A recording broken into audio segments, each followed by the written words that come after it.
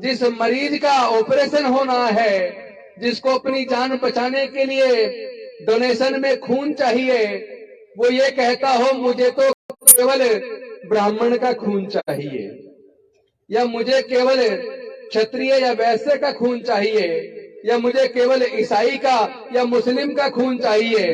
क्या पूरी दुनिया में कोई एक एग्जाम्पल मिलेगा ऐसा? नहीं मिलेगा ना।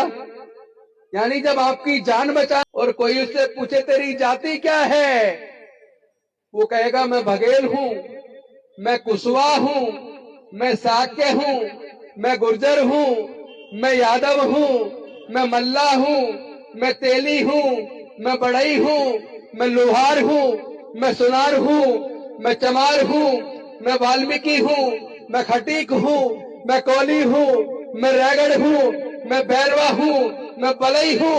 वो अपनी हजारों हजार जातियां गिना देगा। तो ये 88% लोग तो हजारों टुकड़ों में बट गए।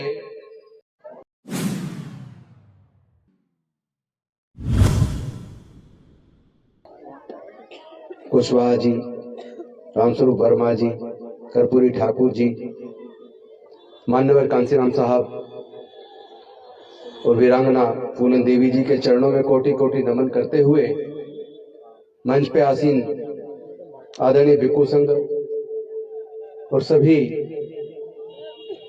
नेतागण और मुरैना की इस धरती पे अलग अलग गांवों से आए हुए माताओं, बहनों और साथियों, सभी को क्रांतिकारी जय भीम, विनम्र नमो बुधाय। मुझे पूरा इस बात का भरोसा है कि आप काफी लंबे समय से बैठे हैं।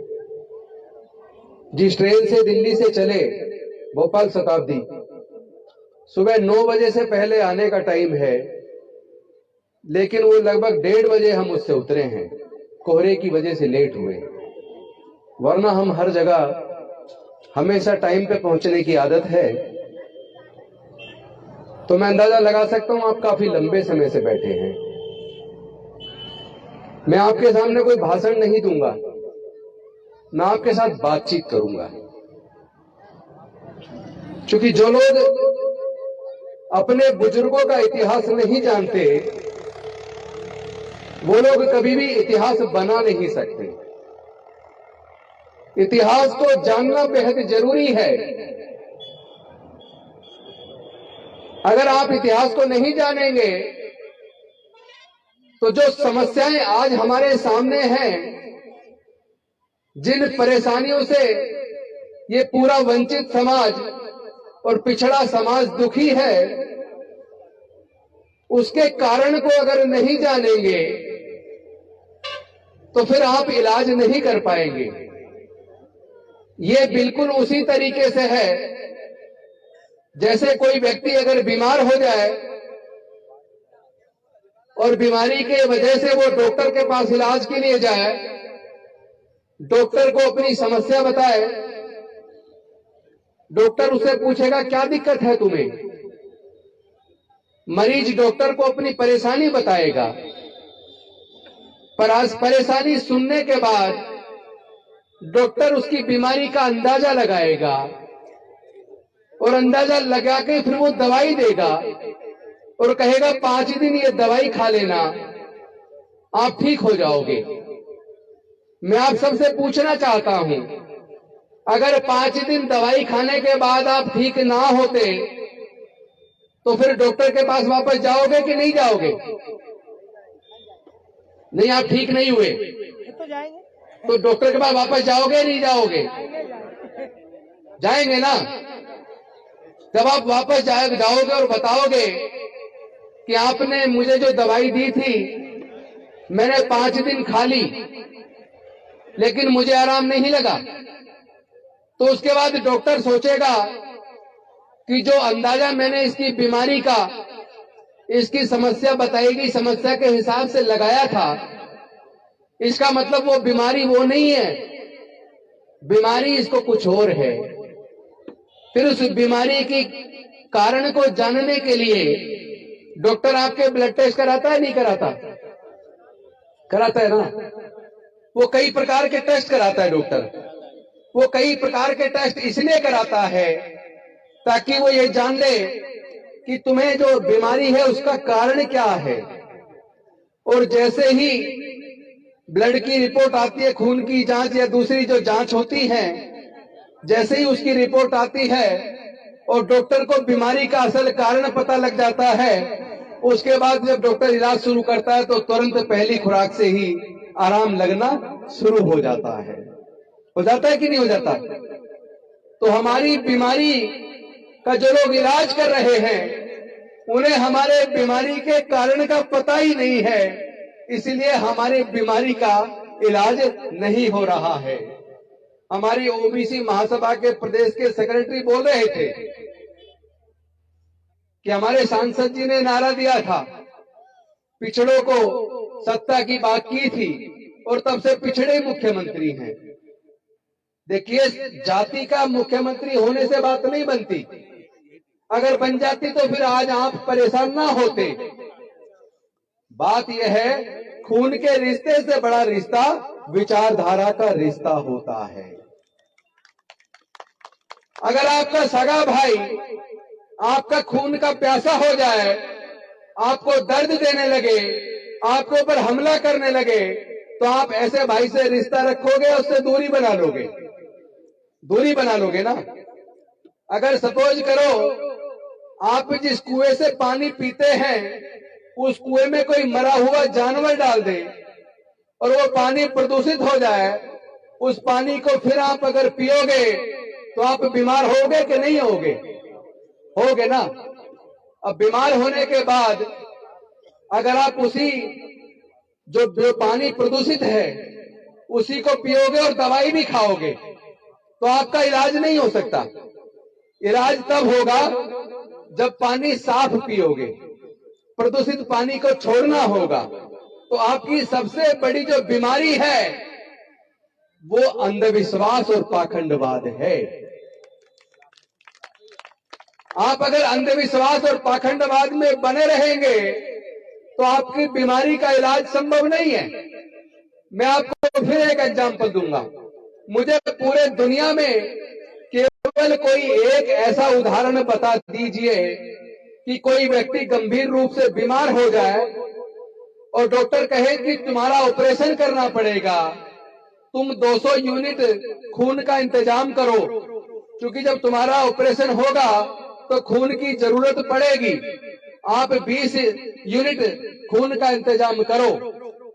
तो मुझे पूरे दुनिया से कोई एक एग्जाम्पल बता दो जिस मरीज का ऑपरेशन होना है, जिसको अपनी जान बचाने के लिए डोनेशन में खून चाहिए, वो ये कहता हो मुझे तो केवल ब्राह्मण का खून चाहिए, या मुझे केवल क्षत्रिय या वैश्य का खून चाहिए, या मुझे केवल ईसाई का या मुस्लिम का खून चाहिए।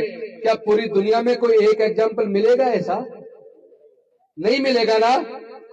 यानी जब आपकी जान बचानी है तो आपको पता है कि जानवर का खून इंसान को नहीं चढ़ सकता, जान बचाने के लिए किसी न किसी इंसान का खून चाहिए।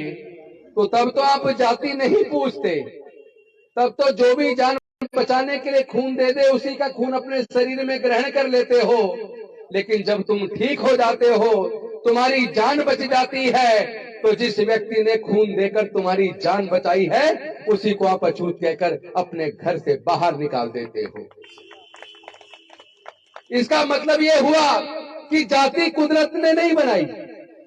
अगर जाति कुदरत ने बनाई होती तो अमेरिका में भी जाति होती, इंग्लैंड में भी जाति होती, फ्रांस में भी जाति होती, इटली में भी जाति होती, स्पेन में भी जाति होती, रसिया में भी जाति होती, कोरिया में भी जाति होती, जापान में भी जाति होती, चीन में भी जाति होती, ऑस्ट्रेलिया में भी जाति होती, न्यूजीलैंड में भी जाति होती। जब पूरी दुनिया में जाति नहीं है तो केवल भारत में जाति क्यों है?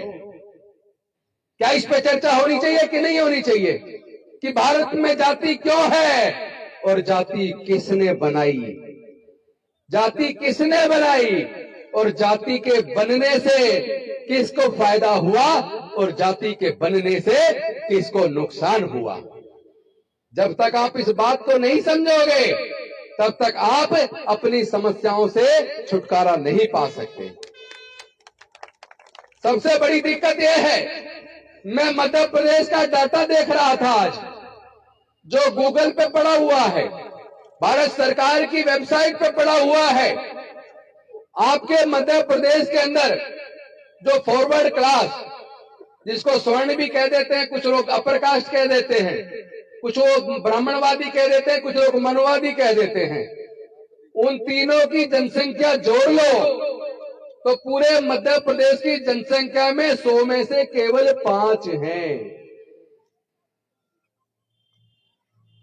100 में से केवल 5, जबकि डॉक्टर बाबा साहेब अंबेडकर संविधान के माध्यम से भारत में प्रजातंत्र लेकर आए और प्रजातंत्र में राजा चुनने का अधिकार आप लोगों को दे दिया।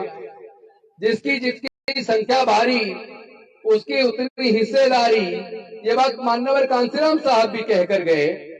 लेकिन क्या आपने उनकी बात को माना? पहले तो ये बताओ, तुम्हारे बच्चों का भविष्य ज्यादा महत्वपूर्ण है या धर्म? बच्चों का भविष्य ज्यादा महत्वपूर्ण है, लेकिन आपके बच्चों का भविष्य बनाने की बजाय वो तो मंदिर बना रहे हैं। अगर मंदिर बन भी जाए, या कितनी बढ़िया से बढ़िया मंदिर बन जाए, मस्जिद बन जाए, गुरुद्वारा बन जाए या बौद्ध मंदिर बन जाए, जितना मर्जी खूबसूरत बना लो, जितना मर्जी ऊंचा बना लो, क्या उससे आपके बच्चों का पेट भर जाएगा? क्या उससे आपके बच्चों के कोई तरक्की हो जाएगी? आपकी तरक्की तो केवल पढ़ाई से हो सकती है। जब तक आपके बच्चों के पढ़ाई के रास्ते बंद थे, क्योंकि पहले बाबा साहेब के संविधान से भारत नहीं चलता था, भारत मनुस्मृति से चलता था। और मनुस्मृति कहती है पढ़ने और पढ़ाने का अधिकार केवल ब्राह्मण को है, संस्कार करने का अधिकार केवल ब्राह्मण को है, कर्मकांड करने का अधिकार केवल ब्राह्मण को है, दान लेने का अधिकार केवल ब्राह्मण को है, यज्ञ करने का अधिकार केवल ब्राह्मण को है। यानी कि पढ़ने पढ़ाने का काम, यज्ञ करने का काम, दान लेने का काम, कर्मकांड करने का काम केवल ब्राह्मण का, ये बात मनुस्मृति कहती है। रक्षा सुरक्षा का काम, शस्त्र धारण करने का काम केवल क्षत्रिय का है, व्यापार करने का काम केवल वैश्य का है, और बाकी जो है वो सारे शूद्र हैं। शूद्र को कोई ना पढ़ने का अधिकार, ना संपत्ति का अधिकार, ना सम्मान का अधिकार, ना मानवता का अधिकार। उसका काम है बाकी के तीनों वर्णों की सेवा करना।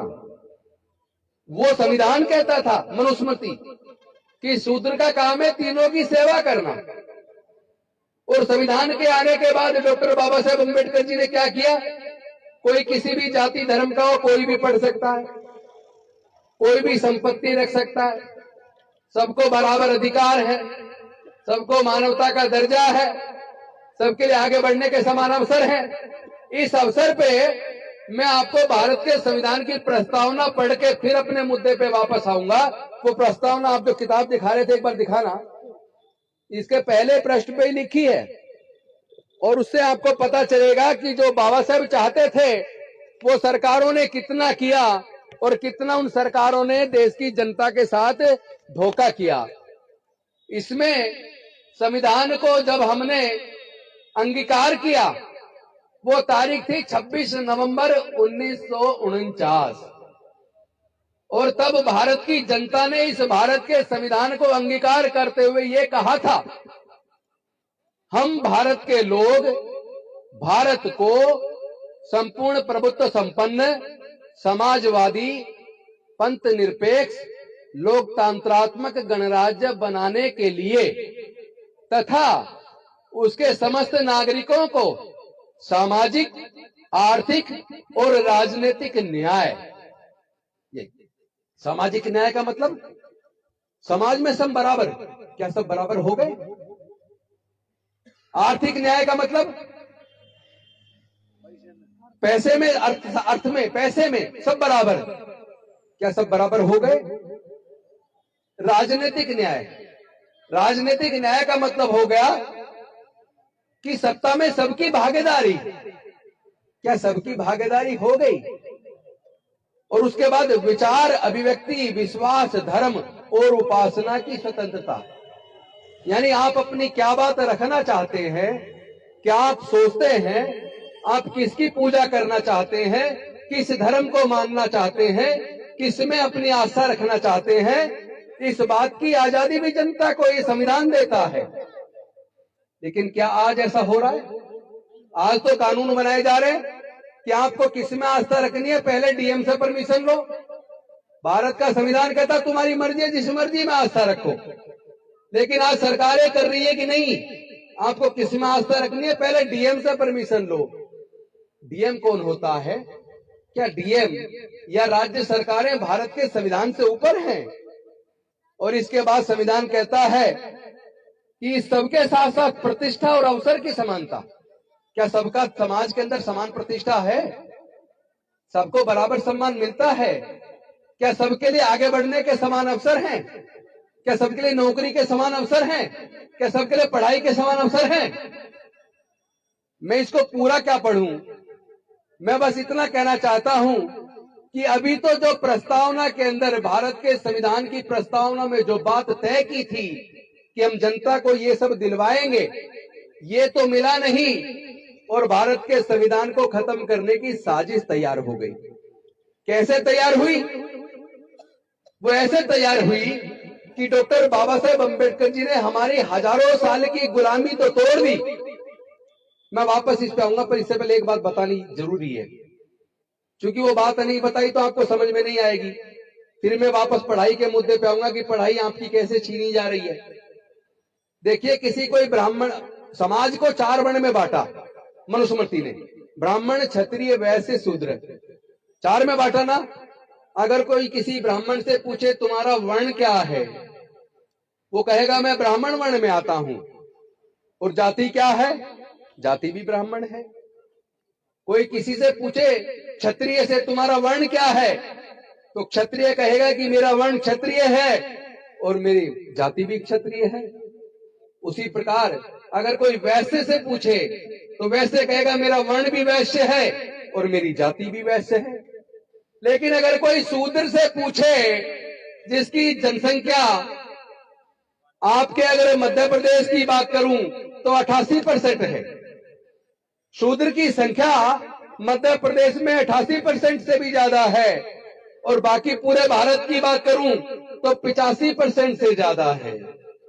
लेकिन अगर कोई शूद्र से पूछे तेरा वर्ण क्या है, तो वो चुप होगा, कोई जवाब नहीं देगा।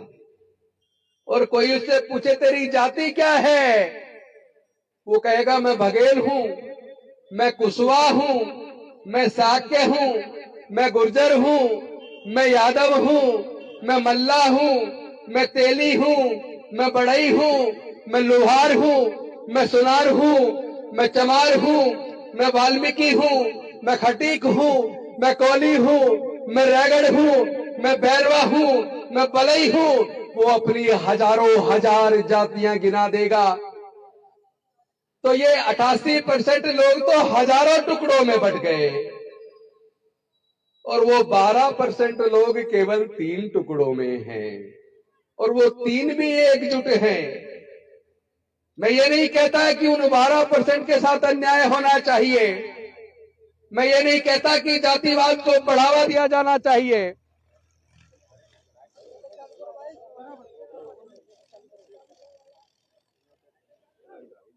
इसके बिना भी बोल सकते हैं वैसे।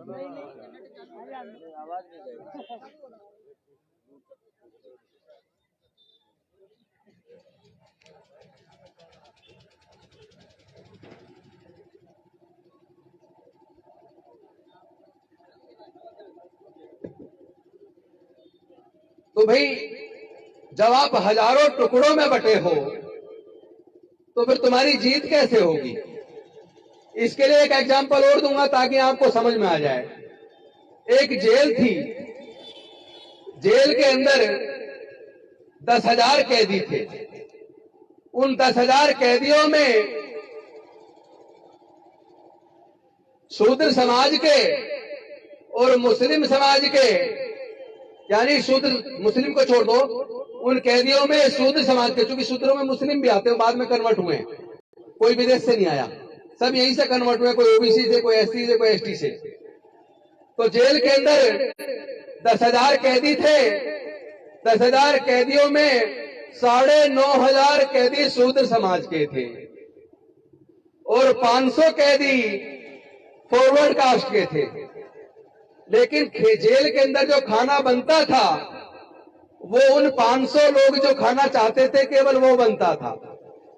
तो 9,500 कैदियों ने इकट्ठा होकर जेल के महानिदेशक के सामने एक बात रखी कि हमेशा खाना केवल इन 500 कैदियों की इच्छा के हिसाब से ही क्यों बनता है?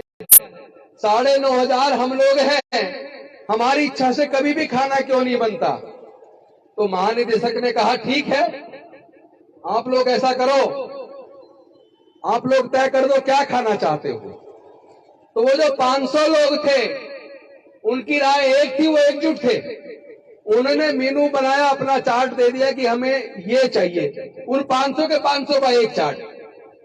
और वो जो 9,500 कैदी थे उन्होंने सबने अपना अपना अलग चार्ट बनाया, वो चार्ट दे दिए 1000। तो जब 1000 चार्ट दे दिए तो महानिदेशक ने कहा भाई बहुमत के हिसाब से 500 कैदी एक तरफ हैं और बाकी 9,500 कैदी 1,000 हिस्से में बटे हैं। और प्रजातंत्र में बहुमत की चलती है, बहुमत से जो 500 कैदियों ने कहा है उनका बहुमत ज्यादा है, इसलिए जो वो कह रहे हैं वो ही बनेगा। तो देश में यही हो रहा है, भारत के अंदर यही हो रहा है।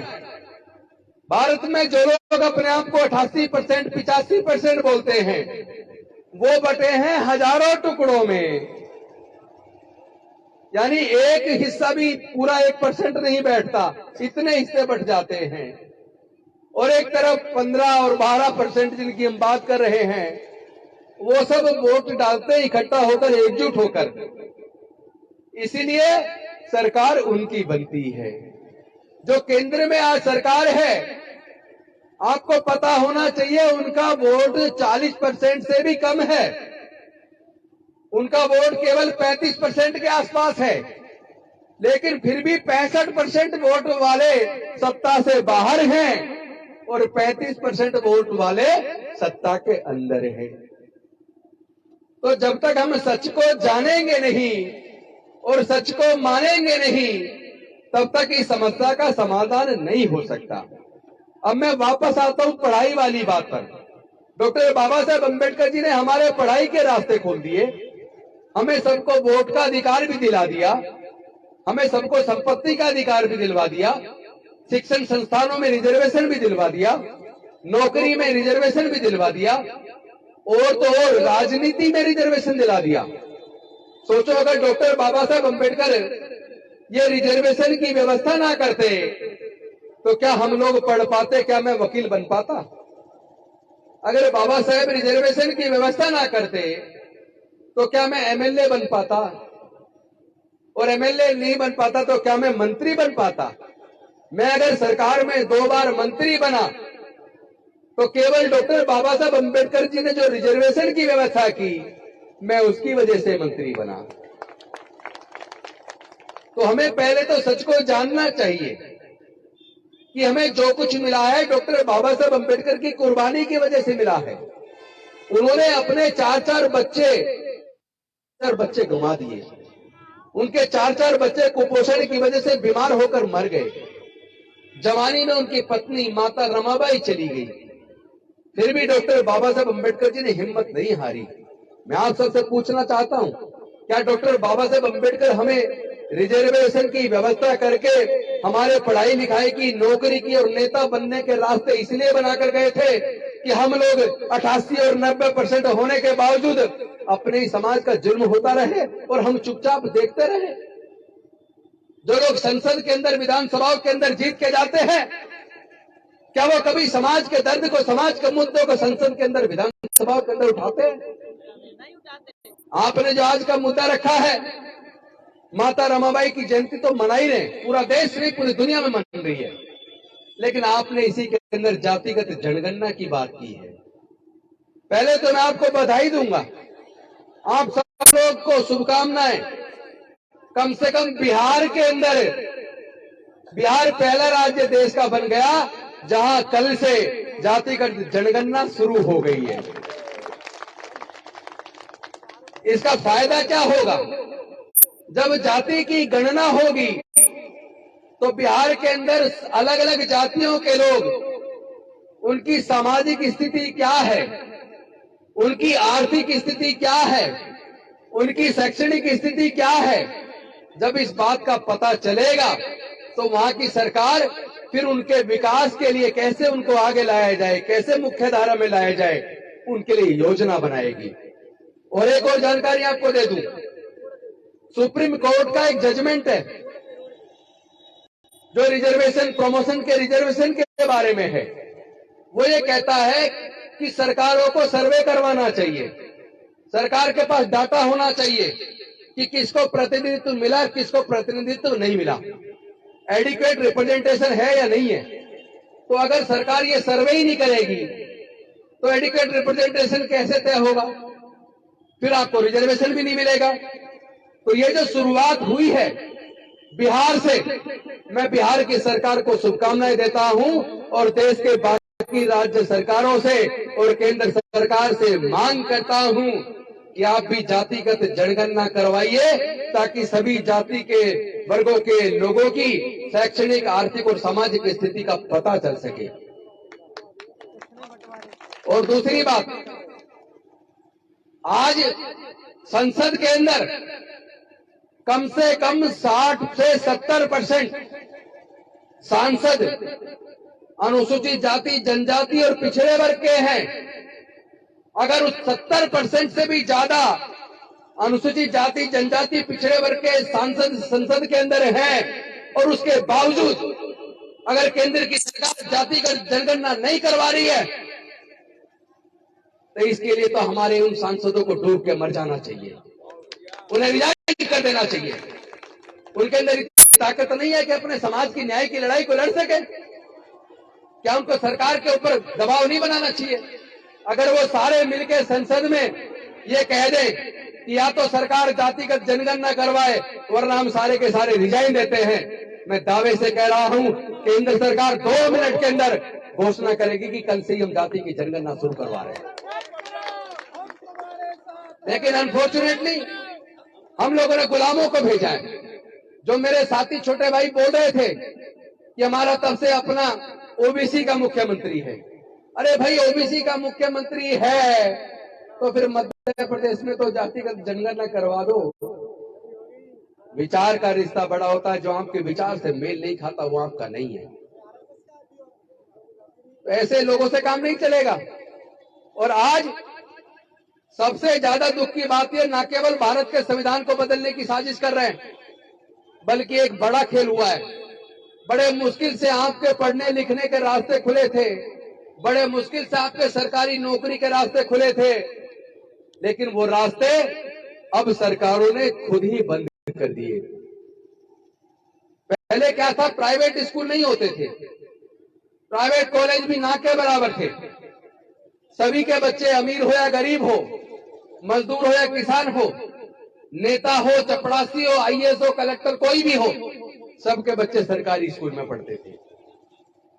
तो टीचर पक्षपात तो करता था, दलित पिछड़ों के बच्चों को पीछे बिठा देता था, अगड़ों के बच्चों को आगे बिठा देता था। लेकिन जब वो चौक लेकर ब्लैक बोर्ड पर पढ़ाता तो सबको एक जैसा था ना।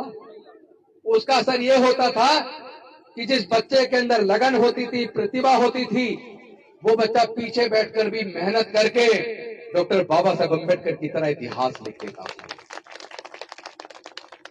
हम लोगों ने तो सर्वे करवाया कि देश के अंदर जितने सर्वोच्च न्यायालय में और उच्च न्यायालय में जज हैं, जितने सीनियर आईएएस ऑफिसर्स हैं, आईपीएस हैं, जितने सीनियर डॉक्टर हैं, सीनियर इंजीनियर हैं, जितने सीनियर प्रोफेसर हैं, साइंटिस्ट हैं, वो सरकारी स्कूलों से पढ़े हैं या प्राइवेट से पढ़े हैं।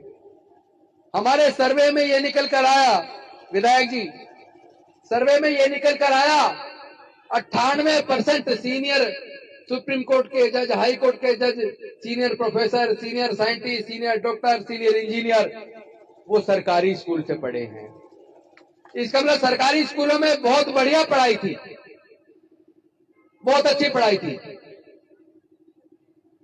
तो फिर ऐसा क्या हुआ कि अब से लगभग 40 साल पहले धीरे धीरे सरकारी स्कूलों को सरकारों ने एक साजिश के तहत कमजोर करना शुरू किया और प्राइवेट स्कूल खोलने शुरू कर दिए, प्राइवेट कॉलेज खोलने शुरू कर दिए। और उसके बाद देखो, पहले बच्चे इंजीनियर बनने के लिए, अब से केवल 10-15 साल पहले, केवल 10-15 साल पहले तक भी एक इंजीनियर जो 4 साल का कोर्स करके बनता है, 4 साल का कोर्स करने के लिए 15 साल पहले 1 लाख रुपए में बन जाता था। आज सरकारी इंजीनियरिंग कॉलेज में भी कम से कम मान लो 15 लाख रुपए खर्च करता है तो इंजीनियर बनता है। तो क्या हमारे SC, ST, OBC के 99% लोग ऐसे हैं जो ये 10 से 15 लाख रुपए का खर्च उठा पाए? 99% नहीं उठा सकते, केवल 1% उठा पाएंगे, मुश्किल से 1%। तो ये साजिश किसने की है? जब सरकारी इंजीनियरिंग कॉलेज, सरकार कॉलेज के पैसे कमाने के लिए खोल रही है, और उस सरकार की क्या आपको जरूरत है जो आपके बच्चों की पढ़ाई का खर्चा ना उठा पाए, जो आपके इलाज का खर्चा ना उठा पाए? क्या ऐसी सरकार की जरूरत है? तो आपको पहले तो देखना पड़ेगा कि ये जो प्राइवेट स्कूल खुल रहे हैं, जिसमें शहरों के अंदर प्राइवेट स्कूल में एक बच्चे की फीस का खर्चा, किताबों का खर्चा, वर्दी का खर्चा, ट्रांसपोर्ट का खर्चा, ट्यूशन का खर्चा, ये सारे खर्चे अगर जोड़ लें तो एक बच्चे के पढ़ाने के लिए आपको कम से कम 7 से 8 हजार रुपया शहरों में चाहिए। दिल्ली जैसे शहर की बात नहीं कर रहा मैं, आपके जो छोटे नजदीकी शहर है उनकी बात कर रहा हूं। हर परिवार में कम से कम 2 बच्चे हैं। इसका मतलब केवल 2 बच्चों को पढ़ाने के लिए एक परिवार को कम से कम 15,000 रुपया चाहिए। और हमारे SC, ST, OBC के 99% परिवार ऐसे हैं जिनके पूरे परिवार की इनकम जोड़ दे तो मुश्किल से 5,000 से 15,000 के बीच है। तो क्या हमारे ये 99% लोग अपने 2 बच्चों को पढ़ाने के लिए प्राइवेट स्कूल में पढ़ाने का 15,000 का खर्चा उठा सकते हैं क्या? नहीं उठा सकते ना। तो आपके बच्चे कहां पढ़ेंगे? सरकारी में पढ़ेंगे। और सरकारी स्कूलों को उन्होंने कमजोर कर दिया, वहां पे उन्होंने टीचरों की भर्ती बंद कर दी। टीचर नहीं है, पढ़ाई का माहौल नहीं है, सरकारी स्कूलों को ऐसा बना दिया जहां से पढ़ के बच्चे कामयाब नहीं हो सके। यानी कि साजिश इतनी बड़ी है, पढ़ाई को इतना महंगा कर दो, ये डॉक्टर अंबेडकर इनके पढ़ने के रास्ते खोल गया, इनके नौकरी के रास्ते खोल गया, इनके पढ़ाई के रास्ते भी बंद करने, इनके नौकरी के रास्ते भी बंद करने। तो साजिश ये रची कि डॉक्टर अंबेडकर ने सबको एक वोट का अधिकार दिया है, वोट इनके पास है, सरकार बनाने के लिए वोट तो इन्हीं की मिलेगी, तो वोट तो इनकी चाहिए।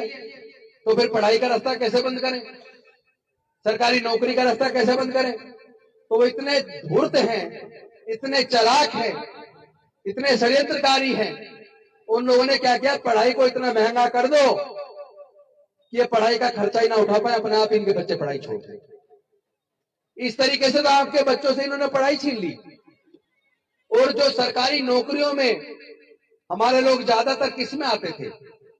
सबसे ज्यादा आते थे रेलवे में, रेलवे प्राइवेटाइज कर दिया। पोस्ट ऑफिस में आते थे सबसे ज्यादा, दूसरे नंबर पे, पोस्ट ऑफिस तो बंद ही कर दिए। उसके बाद आपके जो फोन की जो कंपनियां थी, MTNL बेच दिया, BSNL बेच दिया, रेलवे बेच दिया, बैंक बेच दिए, इंश्योरेंस कंपनियां बेच दी, पेट्रोलियम कंपनियां बेच दी, गैस कंपनियां बेच दी।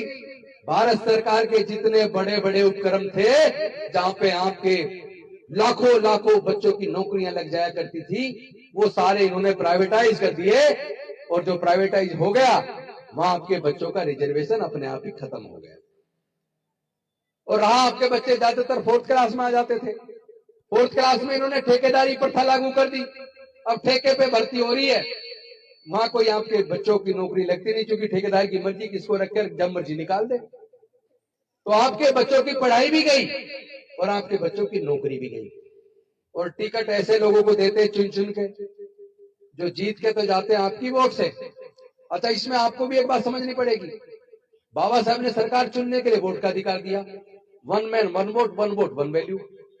लेकिन उन्होंने क्या किया, उन्होंने बड़े बड़े पूंजीपतियों के पैसे से चुनाव के टाइम पे हमारे लोगों को, किसी को शराब की बोतल दे दी, किसी को 1000-2000 रुपए दे दिए, किसी को 10-20 किलो अनाज दे दिया। और हम लोग ये भूल गए इसी वोट से 5 साल के लिए हम अपना सरकार चुनेंगे। हम शराब की बोतल में अपनी वोट बेच रहे हैं, हम 1-2 हजार रुपए में अपनी वोट बेच रहे हैं, हम 10-20 किलो अनाज में अपनी वोट बेच रहे हैं। और हम ये भूल जाते हैं वो नेता जिन पूंजीपतियों के पैसे से हमारी वोट खरीदता है, सरकार बनाने के बाद उन्हीं पूंजीपतियों के हाथों वो हमारे बच्चों का भविष्य बेच देता है, पूरे देश को बेच देता है। तो हमें अपनी वोट की कीमत भी समझनी पड़ेगी। मैं इसलिए कह रहा था मुझे बुलवाओ, क्योंकि आप जो लगातार बुलवा रहे थे, मुझे पता है क्या होता बाद में। लोग सुबह से बैठे हैं, अब लोग आप नजारा देख लो, और अभी आप औरों को भी बुलवाओगे। जब तक लास्ट वाला बोलेगा कोई ना बचे। आप लोग ना मंच का प्रोग्राम 2 घंटे से लंबा कभी मत किया करो। अब मुरैना में प्रोग्राम कर रहे हो, इतने सारे लोग आए हुए गांव गांव से, दूर दराज से, तो उनके समय का भी हमें ध्यान रखना है। 10 आदमी बोल ले, 50 बोल ले, उससे फर्क नहीं पड़ने वाला। वक्ता चाहे बेशक 2 या 3 हो, लेकिन काम की बात हो जाए, परेशानी क्या है परेशानी सबको समझ में आ जाए, परेशानी कैसे दूर हो उसका रास्ता सबको समझ में आ जाए, फिर सब उस रास्ते पे चल पड़ो। जरूरी है राजेंद्र गौतम से भाषण दिलवाना? मत दिलवाओ भाई, बघेल जी से मत दिलवाओ, कोई नहीं कह रहा उनसे दिलवाओ, आपसे मत दिलवाओ, कुशवाहा जी से। आपको लगता है कोई ज्यादा अच्छा समझाने वाला टीचर आया हुआ तो उससे दिलवा दो, हम भी सुन लेंगे, सीख लेंगे कुछ। लेकिन काम की बात करना बहुत जरूरी है। जो लोग अपने बुजुर्गों का इतिहास नहीं जानते वो कभी इतिहास नहीं बना सकते। और इतिहास ये कहता है कि अब से लगभग 2500 साल पहले, लगभग 2500 साल पहले पूरा भारत बौद्ध में था। पूरे भारत के लोग केवल बुद्ध धम्म को मानते थे। केवल पूरे भारत के लोग तथागत बुद्ध के धम्म में आचरण करते थे। और ये भारत पता कितना, अखंड भारत कितना बड़ा था। ये जो म्यांमार देश है, जिसे पहले बर्मा कहते थे, वो भी भारत में था। बांग्लादेश तो अब बना है, बांग्लादेश भारत में था। पाकिस्तान भारत में था, ये तो अभी बना है। अफगानिस्तान भारत में था, नेपाल भारत में था, भूटान भारत में था, और ईरान का आधा हिस्सा भारत में था। अगर आपको याद हो, जब अफगानिस्तान का अमेरिका का युद्ध हुआ था तालिबान के साथ, तो अफगानिस्तान में एक बामियान एक जगह है, बामियान में पत्थर की बड़ी शिला में बुद्ध की मूर्ति थी, जिसको तोपों से तोड़ा था तालिबानियों ने। और उसे तोड़ने में कई दिन लगे थे, तोप से तोड़ने में। तो वहां बुद्ध कैसे आ गए अफगानिस्तान में? अफगानिस्तान में शिला में इतने बड़े बुद्ध कैसे आ गए? इसका मतलब समझो, हमारे पूर्वज राजा हुआ करते थे। हम सम्राट अशोक के वंशज हैं, और सम्राट अशोक के समय पर लेके बर्मा से, म्यांमार से, काबुल कंधार तक, ईरान तक पूरा भारत बौद्ध में था। और बौद्ध धर्म का मतलब, बौद्ध धर्म का मतलब धर्म नहीं है, धर्म में अंतर है। धर्म चलता है धर्मशास्त्र से, जैसे इस्लाम चलता है कुरान से, ईसाई चलता है बाइबल से, हिंदू धर्म चलता है, सनातन धर्म चलता है गीता से। लेकिन बौद्ध धर्म किसी किताब से नहीं, वो चलता है वैज्ञानिक दृष्टिकोण से। उसमें पाखंडवाद के लिए, अंधविश्वास के लिए कोई जगह नहीं है। उसमें बुजुर्गों के लिए सम्मान है, उसमें समता, स्वतंत्रता, बंधुता, न्याय, प्रज्ञा, शील, करुणा, मैत्री, उसमें शांति का मार्ग है, सबको साथ लेकर चलने की भावना है। तो भैया मैं एक बात पूछ लूं आपसे, अगर आप अपने घर से निकलो कहीं जाने के लिए, रास्ते में आपकी याददाश्त चली जाए, आप रास्ता भटक जाओ, तो क्या आप अपने घर वापस पहुंच पाओगे? नहीं पहुंचोगे ना। लेकिन अगर कल को आपकी याददाश्त वापस आ जाए, आपको अपने घर का रास्ता वापस याद आ जाए, तो आप अपने घर जाओगे या नहीं जाओगे? जाएंगे ना। तो भैया जब तुम्हारे पूर्वज बौद्ध थे और तुम्हें आज पता लग गया तुम्हारे पूर्वज बौद्ध थे, तो अब आप वापस अपने बुजुर्गों की सांस्कृतिक विरासत में आने में डर क्यों लगता है? फिर समस्या क्या है? फिर क्यों नहीं अपने बुजुर्गों की सांस्कृतिक विरासत में वापस आते हो? क्यों ऐसी सामाजिक व्यवस्था के हिस्सा बने हुए हो जिसमें कोई जन्म से नीच है तो कोई जन्म से ऊंच है? जो सामाजिक व्यवस्था तुम्हारा शोषण करती हो, जो सामाजिक व्यवस्था तुम्हारी बहन बेटियों की इज्जत लूटती हो, जो सामाजिक व्यवस्था तुम्हारी बस्तियों को जलाती हो, जो सामाजिक व्यवस्था तुम्हारे बीच में ऊंच नीच का भाव पैदा करती हो, जो सामाजिक व्यवस्था तुम्हारा उत्पीड़न करती हो, जो सामाजिक व्यवस्था तुम्हारी बस्तियों को जलाती हो, जो सामाजिक व्यवस्था तुम्हारे हक अधिकार को छीनती हो, तुम ऐसी सामाजिक व्यवस्था का हिस्सा क्यों बने रहते हो? लात मार दो ऐसी सामाजिक व्यवस्था को जो तुम्हें गुलाम बनाए। लात मार दो ऐसी सामाजिक व्यवस्था को जो तुम्हारे हक और अधिकार को छीने।